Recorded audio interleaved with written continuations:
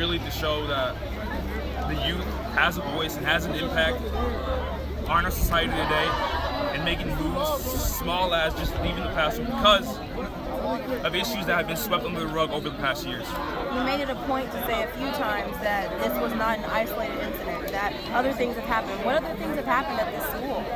When I said that it was not an isolated incident, what I really wanted to say is that we are not here to attack a certain person.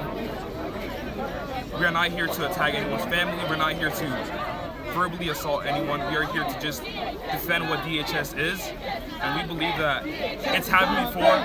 We've seen it happen before. I don't want to bring up any allegations just because of factual evidence. I don't want to really bring up something that might not be true.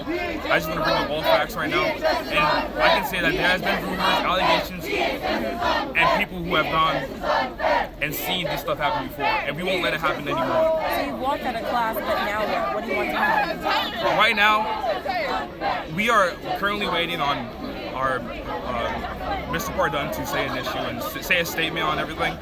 We are walking out simply to show that we want change in our school system. The next thing we want is justice. What we want is a change in our policies and a change in how we handle racism and derogatory terms used in our school.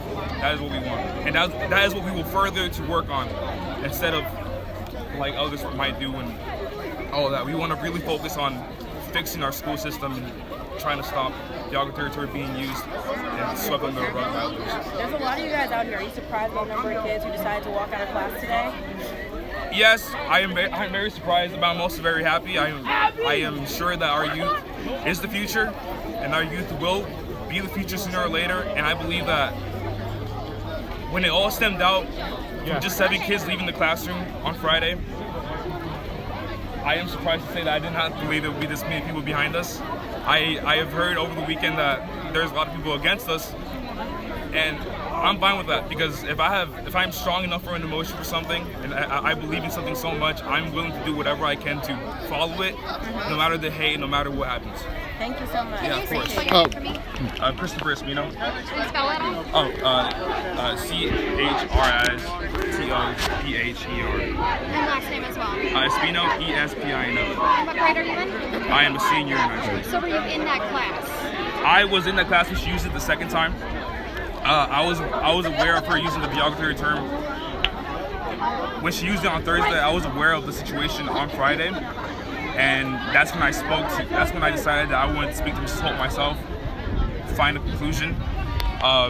Friday arrived. She came to the classroom, and she continued to say the term in front of me and our classmates, and therefore it wasn't really in historical context, because she said it in a different class and provided no historical context for me or the people in that room. And it deeply offended us, and she knew that. And that is when I was aware of that we had to do something about it. What was the context she provided it in, if not historical? She provided, it was a jury case that she talked about Thursday, first block. And the person in the case said a derogatory term, and she herself told the class what the term was, even though everyone in the class already had an idea of what it was. Then she proceeded to say the word again on Friday. In her defense, while she was trying to defend herself, said the derogatory term, and that was what really sparked the fire. Is the fact that she said it in a class that she was not teaching in the class that we asked for her not to say it in. Mm-hmm. What would have happened if to the situation if she said it in the government class, if she had not said it in the English class? Originally, what we asked for, and our original request was simply an apology to the respect of all of our students in that class. I feel like when you speak as an educator, you have an impact on the youth and the people that you are teaching, and all we simply asked for was an apology at most. Okay. I mean, just simply understanding that people care and people are aware of that. Jim Crow South was not 2,000 years ago. This is grandfathers were alive during this time. Right. And it's an issue that we take very seriously. I take very seriously, and as you can see, a lot of people here take very seriously. So about how many names do you have on the signature? I have not counted yet, but we have a whole paper and everything. that we're going to be handing out to school officials. And what was your first name again? Christopher. Christopher Tracial Smelling. Yeah. And then your last name is? ESPINO, Spino. And what grade are you in? I'm a senior at DHS High School. Okay. How old? 17, 18? I'm 18. Where are you going to go next year for school? Do you know? I'm hoping to go to Western Iowa Tech for a sociology and psychology major. I want to be a guidance counselor around that realm and just really in human services. I know it's a broad term, but somewhere in that. Terrific job on the speech. And Christopher, can you repeat what the petition is for? The petition that we had here for is so our school system can actually do something. And I think having a transition from internal investigations to external investigations would be greatly appreciated. Having outside sources and not having a biased school board at some points would be appreciated. Having people that actually care and would want to make a change. Having not just the DHS deal with it, but other investigations deal with it as well.